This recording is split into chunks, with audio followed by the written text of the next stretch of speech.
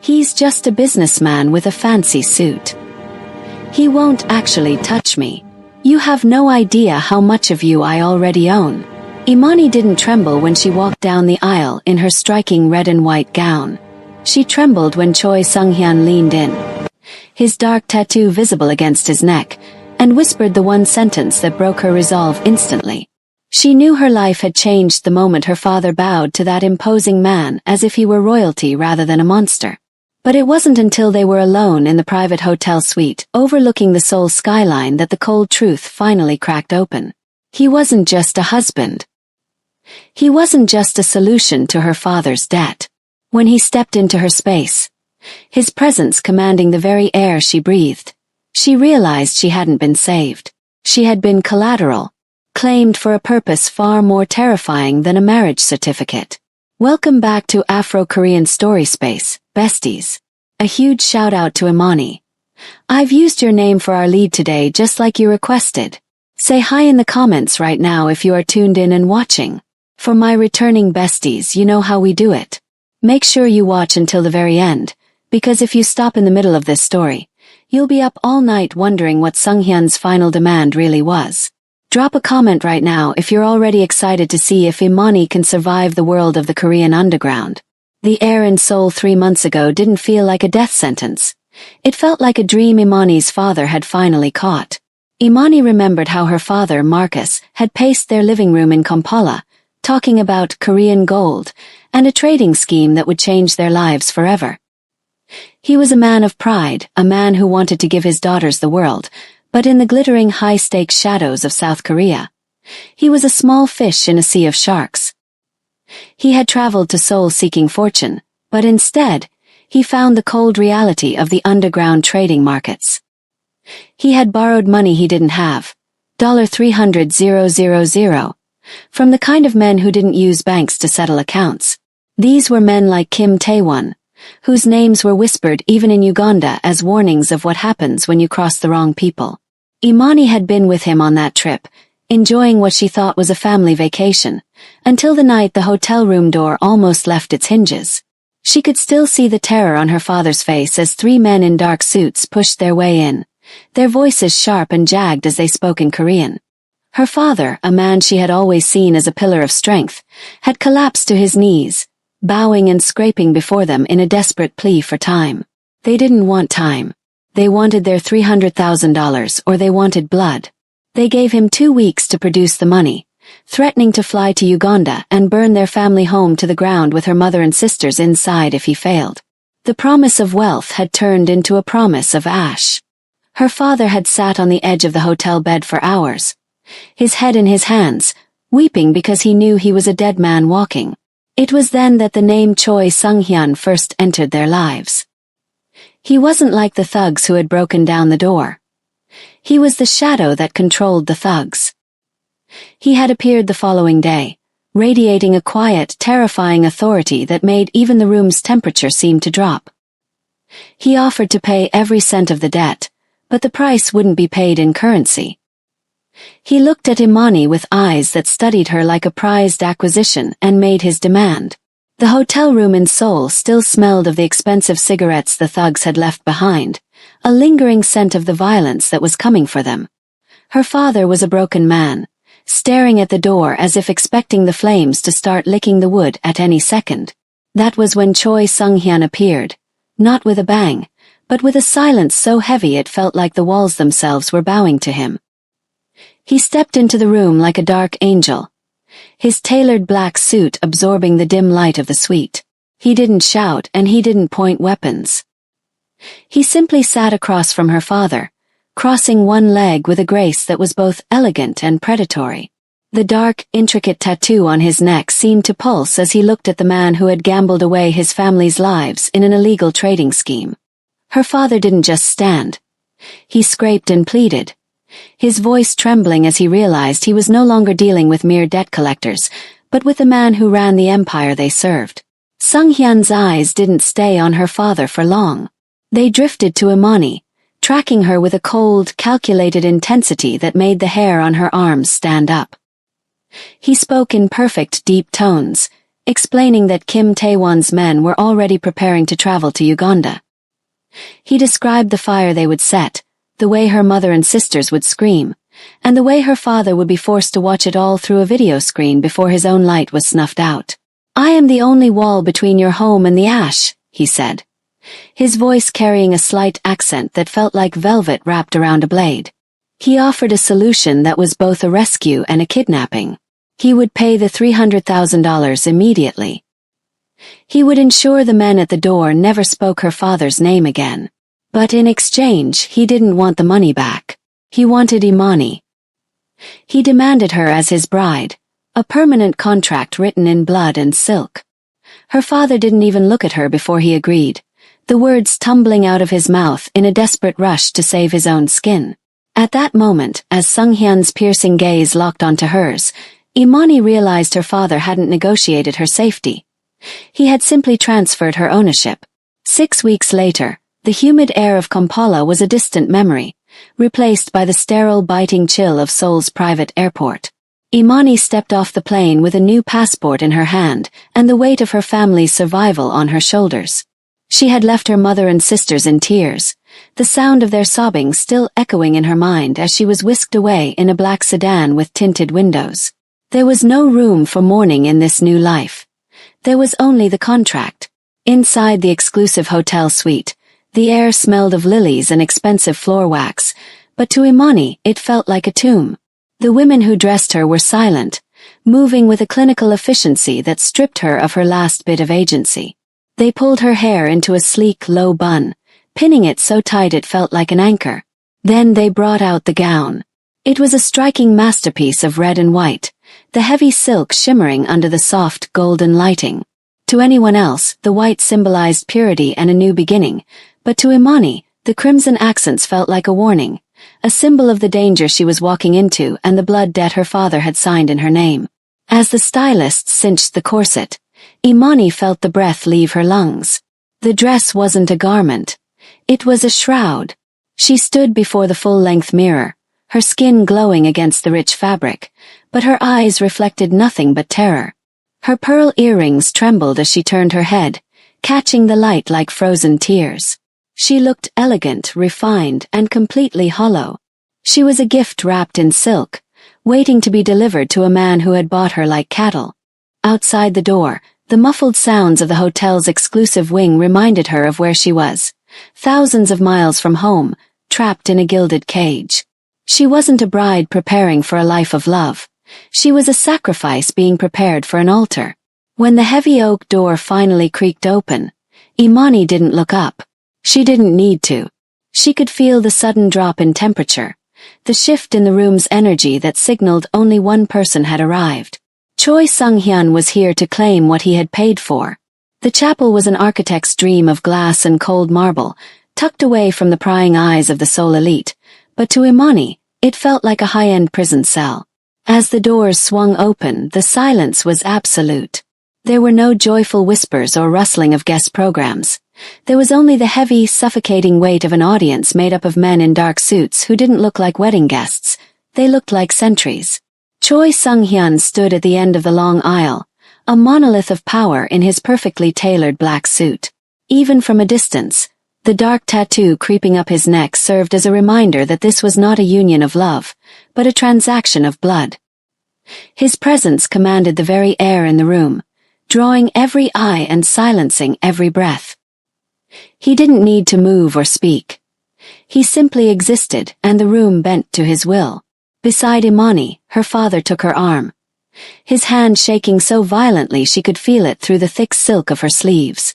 As they reached the altar, Marcus didn't just hand his daughter over. He bowed. It wasn't the respectful nod of a father-in-law, but the frantic, deep bow of a servant to royalty, a desperate show of submission to the man who held his life in his hands. Imani felt a flash of cold disgust. Her father's freedom had been bought with her life, and he was thanking the buyer.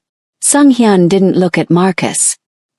His piercing gray eyes were locked onto Imani, studying her under the golden lights like a prized acquisition. When he took her hand, his skin was cool, his grip firm and uncompromising. The ceremony was a blur of Korean and English words she barely processed, vows that felt like a death sentence being read aloud. She didn't feel like a bride. She felt like a piece of property being signed over to a new owner. There was no kiss of affection when the officiant finished. Instead, Sung-hyun leaned in, his cologne filling her senses, and pressed a cold, calculated kiss to her forehead. It was a public branding, a silent declaration to the room and to her that she had been claimed for something far more terrifying than marriage. As they turned to walk back down the aisle, the heavy red and white train of her dress hissed against the marble like a snake in the grass, a warning of the silence that was about to end and the reality that was about to begin. The heavy oak door clicked shut, leaving Imani alone in the private suite of Seoul's most exclusive hotel. The silence of the room was far more terrifying than the silent vows she had just exchanged. Outside the floor-to-ceiling windows, the glittering skyline of the city spread out like a sea of diamonds, a sharp and cold contrast to the warm, familiar streets of Kampala she had left behind. She stood in the center of the plush carpet, her dark fingers trembling against the delicate red and white silk of her gown. Every shadow in the room seemed to move, and every flicker of the golden lighting felt like a trap closing in. Her pearl earrings trembled slightly as she tilted her head, listening for any sound beyond the frantic thudding of her own heart. She was 18 years old and married to a man she had met only in the shadow of her father's failures. She felt like a stranger in her own skin, her braided hair adorned with crystals that felt like heavy weights, her makeup a flawless mask for the terror living in her brown eyes. She thought of her passport, now in his possession, and her family's safety back in Uganda, which depended entirely on her cooperation. She was trapped in a gilded cage in a foreign country, sold to settle debts her father owed to dangerous people. The luxury of the suite, the scent of expensive cologne and the soft glow of the lamps did nothing to ease the ice running through her veins. Then the sound came. It wasn't loud, but it carried the weight of absolute authority. The rhythmic, steady click of polished shoes against the marble floor of the outer hallway.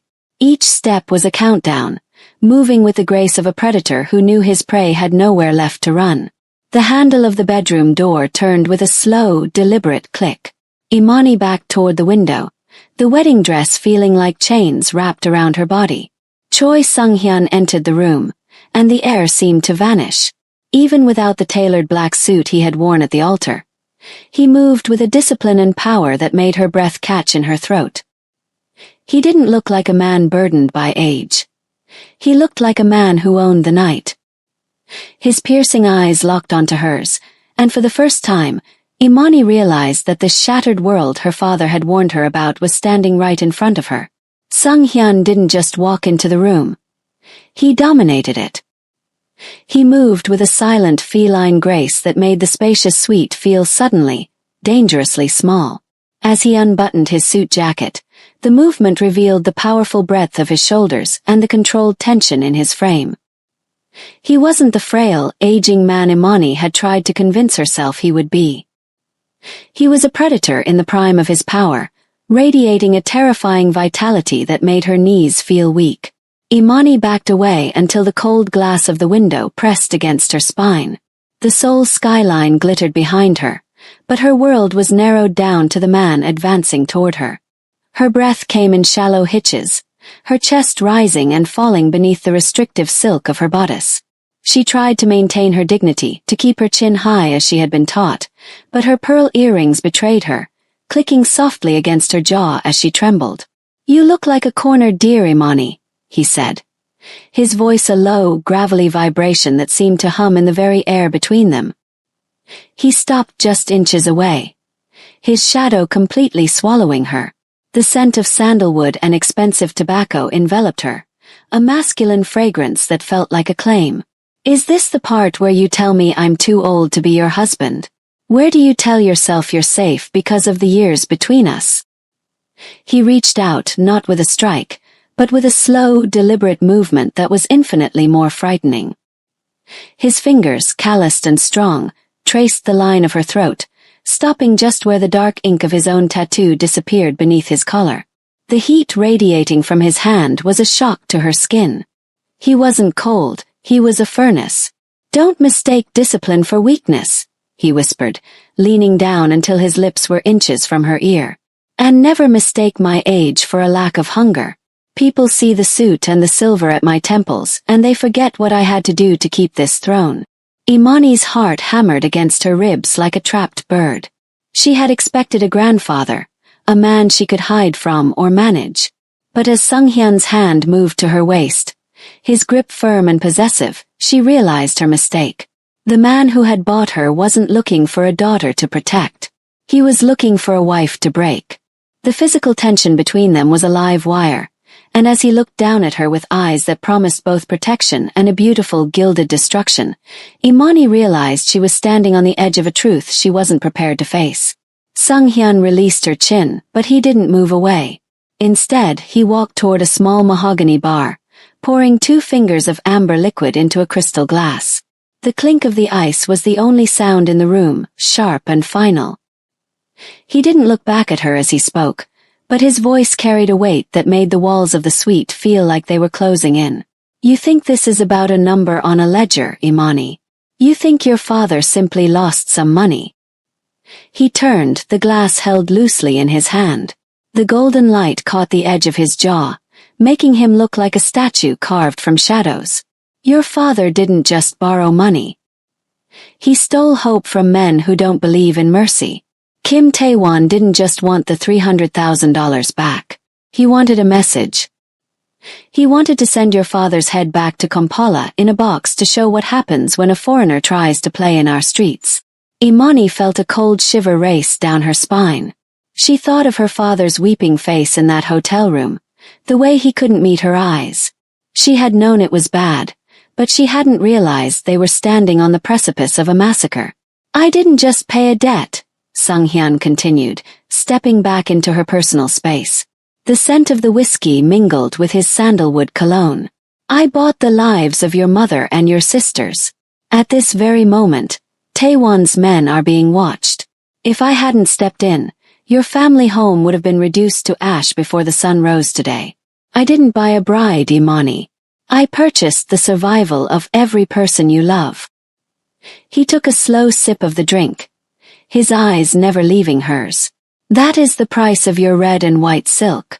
That is why your father bowed to me. He didn't see a son-in-law. He saw the only man in Korea powerful enough to call off the hounds. You are not here because of a wedding. You are here because you are the collateral that keeps them breathing. Imani felt the last of her defiance crumble. The luxury of the suite, the beautiful gown, the glittering city outside. It was all a lie. This wasn't a marriage. It was a ransom. She was the human seal on a contract written in blood. Every breath she took in this room was a breath her family was allowed to take back home. So, he whispered, setting the glass down on a side table and stepping so close she could feel the heat of his chest against her bodice. Tell me again how wrong this is. Tell me you'd rather be back in Kampala, watching your world burn, instead of being here with me. The silence that followed his revelation was thick, heavy with the weight of the lives he now held in his hands. Imani swallowed hard, her throat tight. She looked at the man before her, this powerful, disciplined enigma, and tried to find the spark of the young woman who had dreamed of a normal life in Kampala. She pulled her shoulders back, her voice barely a whisper but laced with a final, desperate flicker of defiance. I will stay, she said, her eyes searching his cold, gray gaze. I will be the wife you bought. But there are boundaries, Sunghyun. I am a human being, not a piece of furniture you can move at your whim. My life. My body. They are still mine. Sunghyun didn't flinch. Instead, a slow, dark smile tugged at the corner of his mouth, a look that didn't reach his eyes. He stepped into her personal space, the heat radiating from him making the air feel electric.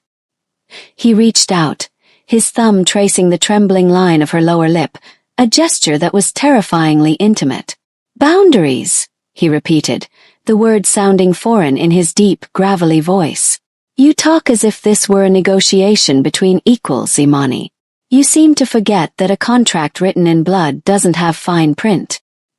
He moved closer, his chest grazing the silk of her bodice, forcing her to look up at him. The power he radiated was suffocating, a physical force that demanded submission. You think you can dictate the terms of your own rescue. You are here because I will. You breathe because I allow it. Every secret you keep, every dream you hold, and every inch of this skin. They belong to the Choi name now. He leaned down, his lips brushing against her ear. His breath hot against her skin. I didn't bring you here to play house. I have needs that require a woman of your strength, your elegance, and your silence. Dark needs that the world outside this suite will never understand. You aren't just a wife, Imani. You are my legacy. You are my sanctuary. And in this house, there are no boundaries. Only my will. He pulled back just enough to look into her wide, terrified eyes. His grip on her waist tightening until it was almost painful. It wasn't a gesture of affection. It was a branding. In that moment, the last of Imani's illusions vanished. She wasn't just a bride. She was his absolute possession. The weight of the pearl earrings no longer felt like a burden. They felt like armor. Imani looked past Sunghyun's shoulder at her reflection in the glass, and for the first time, she didn't see the girl who had spent her nights studying in Kampala or the daughter who had traveled to Seoul on a whim. That girl was gone, traded away in a hotel room for $300,000 and a promise of survival. In her place stood a woman wrapped in crimson and white, a woman who was now the primary stakeholder in a lethal empire. Sunghyun's hand remained on her waist, his thumb tracing a slow, rhythmic pattern against the silk. The heat of him was constant, a reminder that the protection he offered was inseparable from the power he wielded. He didn't just want her body or her presence. He wanted her to be the silent pillar at his side, the secret sanctuary for a man who lived a life of violence and shadows. The university in Kampala will send a letter soon, she said, her voice finally steady, devoid of the tremors that had defined her evening. They will ask why I haven't returned. Let them ask, Sunghyun replied, his eyes dark with a sudden fierce pride as he watched her composure settle. Your education will continue here, in the boardrooms and the backrooms of Seoul. You will learn a different kind of history, Imani. You will learn how the world is actually run. He walked her toward the edge of the suite, where the floor-to-ceiling windows offered a panoramic view of the city. Below them, the lights of Seoul pulsed like a living heart, a heart that beat to the rhythm of his commands. Now it would beat to hers as well. She realized then that she was no longer a victim of the underground. She was its new queen. The gilded cage was still a cage, but it was one that sat atop the highest peak in the country. She looked at the intricate tattoo on his neck and then